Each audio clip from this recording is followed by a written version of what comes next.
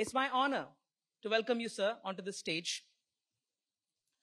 Sir, how do you see the role of AI and technology in the way that you are governing Maharashtra and the way citizens experience Maharashtra? First of all, thank you for having me here. And I would like to clarify and apologize that even a chief minister does not have control on his running nose. So I'll be a bit uncomfortable. Your question is very relevant because I think today, when the entire world is changing because of technology and AI, governments have to change themselves. And so far as technology is concerned, all of us know that technology is always a leveler. It brings a lot of equity. In technology, there is always a virtual queue where first in and first out is a principle. So it doesn't discriminate between you and me.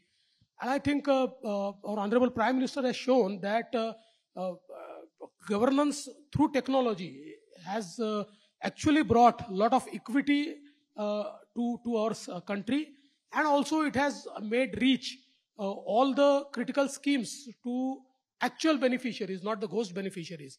So far as Maharashtra is concerned, we have always been embracing the technology. We have always been in forefront of technology. I think we enacted Right to Service Act, and we actually notified all the services which we have to give to our citizens. And then we digitize all those services. So now almost all the services we are able to give digitally. And mostly if people use that, because it also depends upon the user. But if somebody wants to get a service from Government of Maharashtra, it doesn't have to come to the office of Government of Maharashtra. He can actually take or avail the service from end to end digitally. So I think we have been using that, and now with AI, I think things are changing very fast. So I must tell you that the Government of Maharashtra was very first to start the AI center at Mumbai University, the Wadhwani Center. We opened it in 2018 at the hands of our Honorable Prime Minister Shri Narendra Modi ji. In 2018, again, we also actually entered into MOU and started one Center of Excellence in Industry 4.0 with World Economic Forum. And that center is also doing good. So I think today, if you look at any sphere of our governance, you will find that we are using technology, we are using AI of late. Because I think, we have created a mission around AI. We have created a team of, business leaders from AI. This team actually will chalk out a new AI policy for us. And we want to embrace AI in all walks of life. So I think the government is very keen to do it. One more thing I would like to tell you that, how it works. Now, since our entire file movement is digital, so there are times when some of our bureaucrats say that it's very difficult to move a file of 2,000 pages. How do we read it and how do we, act upon it? And it's very relevant. But now we have come out with a tool, which is actually, now we are using it. And this tool, AI tool, it reads a 2,000 pages file and puts all the relevant things on single page so that you take a informed decision. I know eventually with the passage of time, this will improve a lot. But I think it is helping and we are embracing it. Sir, just a curious question. Is there a favorite AI tool that you use at home or at work? No, there's nothing favorite. But I think all the tools which are available today, we are trying to use. Maybe one more question to dig deeper onto the world of AI. Do you see geostrategic implications of AI progress, or AGI as it called, artificial general intelligence? And do you see that as a relevant topic for India and Maharashtra? And how do you see that? I think it's most relevant because, in the AI conference at France, Honorable Prime Minister has actually charted our roadmap into AI, and our Prime Minister feels that India wants to lead in terms of AI. I think today we cannot shy away from AI, and of course, we all know that whether it is industry, whether it is governance, all are actually affected by AI, and so we have started building a lot of human resource around AI. I would just like to tell you that when I am sitting here today in Maharashtra, 10,000 women, with the help of Microsoft, we are training in AI.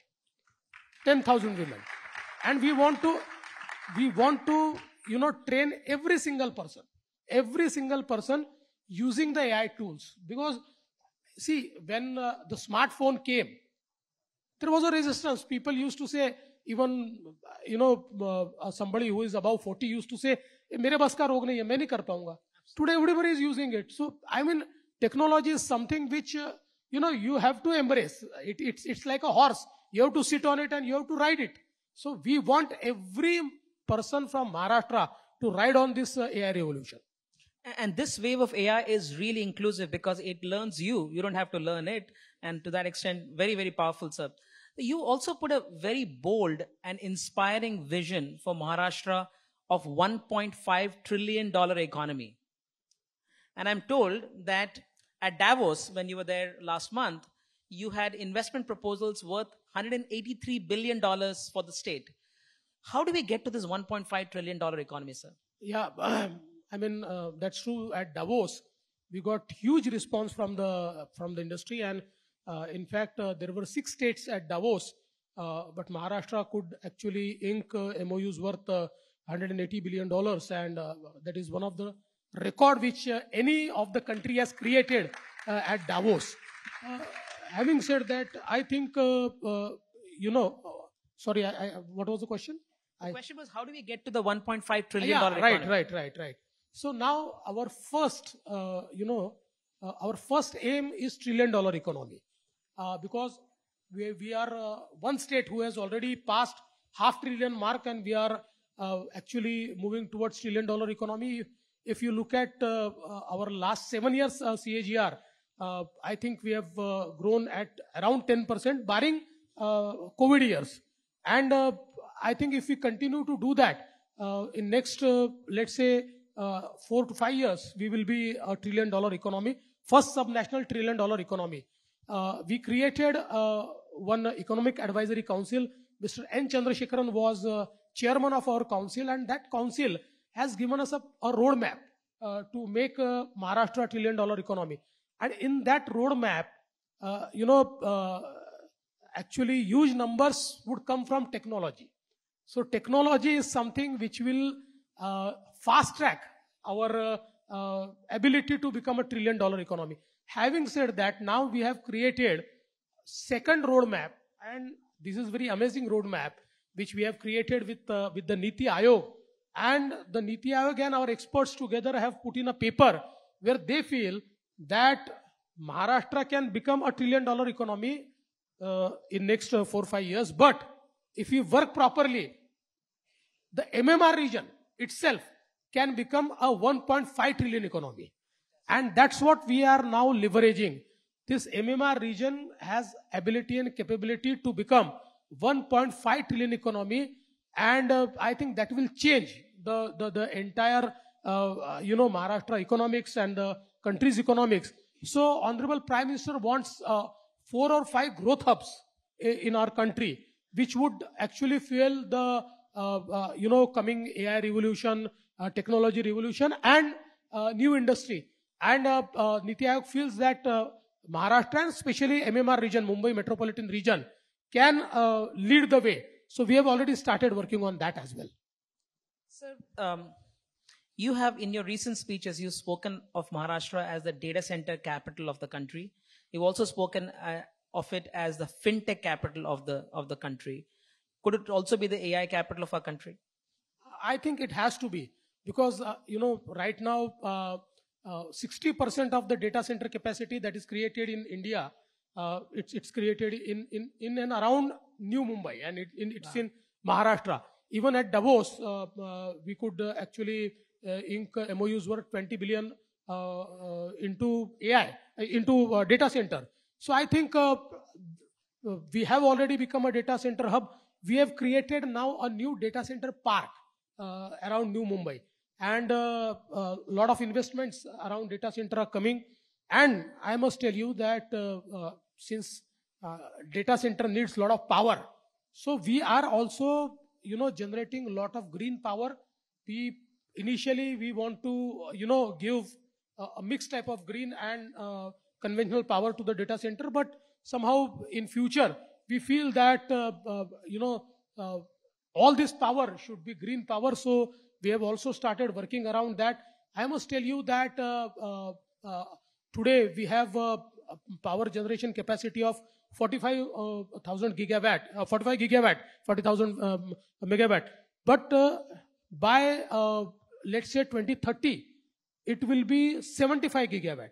Wow. And 50%, 52% of our power will come from non-conventional sources, will come from green sources. So I think we are working around that. And having said that, I think, of course, we want to lead this AI revolution. And we have, as I have told you, the committee which is working around making a new AI policy. I think the terms of reference is to make Maharashtra leader in AI. So we are focusing on that. And I think now we can see that a lot of investment into GCC is also coming to the state of Maharashtra. So Maharashtra has always been a leader. And you see, with this new third Mumbai which we are creating around the airport, which is 3 times bigger than Mumbai. Wow. And with this Atal Setu, which is joining Mumbai to New Mumbai, I think this new city which we are creating will be, it will be a technology hub. It will be totally powered by the technology. And so far as, fintech is concerned, I think the undeclared capital of fintech has always been Mumbai. Yes. Everybody knows that. And even in the future, I think fintech will be present here. I must tell you that now we have become the real capital of startups. Yes. So in the recent Startup India report, one could see that I think around 28,000 startups are here. So in absolute number and in absolute investment, we are number one. And out of those startups, I think around 35% of the startups are in the space of fintech. So rapidly, this startup ecosystem is developing in the state of Maharashtra and in the sphere of fintech. So to underscore 2 points, one thing you talked about electricity and power generation, and my recent conversation with Sam Altman of OpenAI, he made a very interesting point that the marginal cost of intelligence will be the cost of electricity. And therefore, there's very visionary of you to think of the power. And secondly, you talked about startup capital. And I'm also one of the founders of a team, the Tech Entrepreneurs Association of Mumbai. And we see that exciting tech companies are getting founded in Mumbai all the time. So great to hear that. So and just then we must also tell them that we are organizing the Mumbai Tech Week, yes, which is Mumbai AI. Mumbai AI, yes, absolutely. All right. So you briefly touched upon the topic of GCCs. I would love to go into a little bit more detail because you were just pointing out just before we started this conversation that there are 2,100 GCCs in our country. And it appears that India will be the second largest destination of talent for every major company on the planet. And therefore, it's important that Maharashtra compete effectively in GCCs. And to add an adjacent point, this is Modi ji recently spoke about I want to get this right, competitive cooperative federalism, where he talked about states competing with each other, but also collaborating. So if you could throw some light on how is Maharashtra competing and collaborating with other states, especially when it comes to GCCs? So I must tell you that already the GCCs have started arriving in Maharashtra. There are 4 or 5 which we are in active talks and mostly will close. We are creating a GCC park in New Mumbai, which will host, many GCCs. We want to create an ecosystem for GCCs in Mumbai, in Pune, in Nagpur, and in Sambhajinagar and Nasik. These are some areas where we want to create that. Having said that, I think, as rightly told by Honorable Prime Minister, it is competitive and collaborative federalism. Competitive in a sense, let's say when we went to Davos, we were 6 states in Davos, and out of those 6 states, only 2 states were BJP states, 4 states were differently governed states. But all the 6 states were in one pavilion. Fantastic. So there was an India pavilion, and in the India pavilion we were together, and all the 6 states were talking about India. All the 6 states were talking about the might of India, the presence of India, the development of India. Having said that, each one of us was independently attracting the investor, and we were telling how we are the best in India. So this is competitive and collaborative federalism, which you can see in Davos. Fantastic. So right now we are in the middle of Mahakumbh, and it's also been a demonstration of technology in improving citizens' life and making something like this feasible. I know you were preparing Maharashtra for NASSCOM 2027. If you could tell us a little bit about how you're going to use technology in that. So I think I must congratulate Chief Minister Yogi ji, the way he has handled the entire Kumbh, when people more than the population of Europe come to one single destination, and still, they are fairly served. It is something which is absolutely amazing. And the amount of technology which they have used there. So I think this time it was not just a Mahakumbh, but also it was a technology-enabled Kumbh. And that is why, all these things were manageable. Now in 2027, we will have Kumbh at Nasik. You see how difficult it is for the government of Maharashtra or for me. I would just tell you that the Prayagraj Kumbh is organized in an area which is around 15,000 hectares. Wow. And Nasik Kumbh, the area is 250 hectares. Oh. 250. Wow. But I have the experience of organizing Kumbh in 2015. So I'm sure that we will do that. But I would say that this will be technologically most advanced Kumbh. So the purity of the Kumbh and the sanctity of the Kumbh will not touch, but will give immersive experience to the people who come to the Kumbh. Will create many things around technology, whereby people are engaged. People, even those who just cannot go and bathe in the holy water, will get the experience of having bathed in the holy water. And I think the entire management of the Kumbh will be technology enabled, from crowd management to all sort of administration will be technology enabled. I think the Nasik Mahakumbh will also be a technological Mahakumbh, and we are preparing for that. Well, that's an amazing statement. So I'll combine 2 questions for you. One is this idea of tech-enabled Mahakumbh. And then we also talked about agri being very important for you. Agriculture is very important. Agri-tech is very important. Doubling farmers' income is very important. How are you addressing that? And secondly, how can the tech industry, most important people in the tech industry are all here today, how can the tech industry support you in Mahakumbh, in Nasik Kumbh, as well as in Agri-tech? You have asked me a very relevant question, because many times people feel that when we talk about technology, there is a whole community which is left out, and mostly people talk about farming community, which is fairly big in number and which actually feed us. I mean, everything on our plate is because of them. So they are most important. Of late, we have realized that it is only by using the technology that we can double their income. We can actually change their lives. So we have already started that. We have started the Agri Stack program. This Agri Stack program is end-to-end digitization of farming cycle. It is about digitization of the farmlands. It's about digitization of their farm produce. It's about digitization of their market access. It is about digitization of every single thing. And with now using the drone technology, I think, see, a simple intervention by Honorable Prime Minister Modi ji, he started this program called Drone Didi. Now these rural women are trained to, pilot the drone, and using that drone, you can do the spraying in a precision manner at a very low cost and without disturbing, the soil.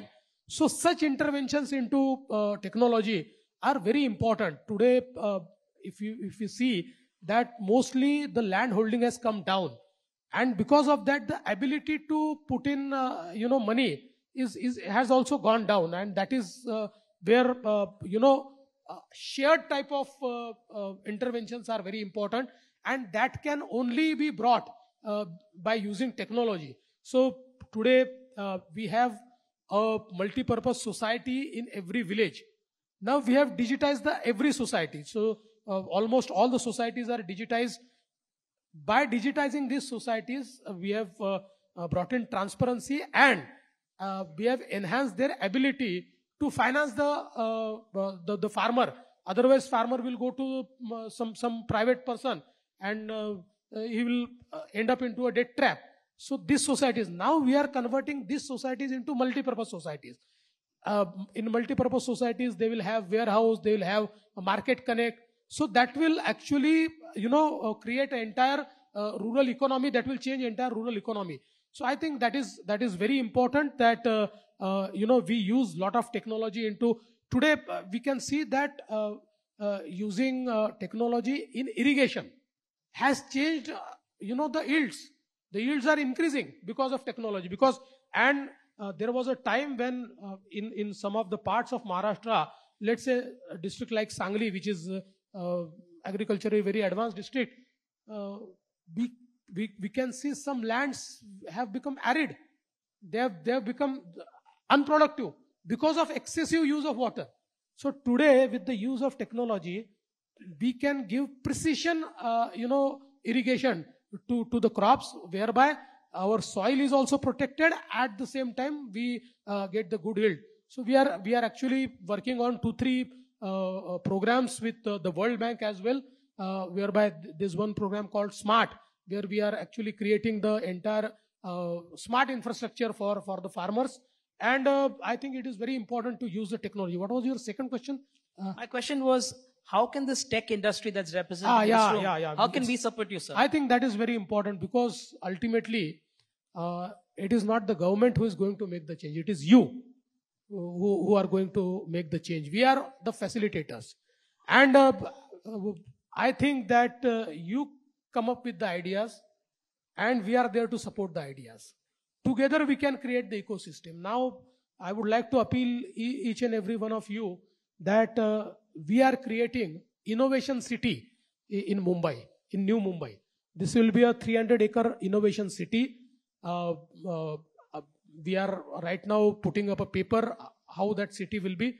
I actually invite you to give your ideas. How this innovation city should be. What should it host?